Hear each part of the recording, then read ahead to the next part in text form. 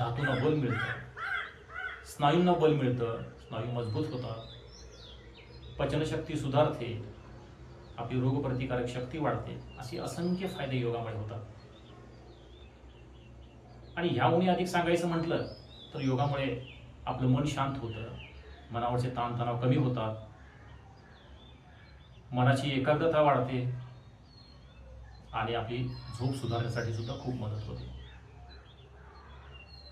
यानंतर योग साधना करण्यापूर्वी काही गोष्टी महत्त्वाच्या आहेत, त्याही आपण जाणून घेऊयात. आता योग साधना करताना सर्वात महत्त्वाचं म्हणजे जागा कशी असावी. जागा स्वच्छ शांत असावी, कोणाचाही आपल्याला त्याचा त्रास होऊ नये किंवा योग साधना करताना अडथळा होऊ नये. आता पोशाख कसा असावा. पोशाख स्वच्छ सैलसर असावा, जेणेकरून योग साधना करताना त्याचाही अडथळा आपल्याला होणार नाही.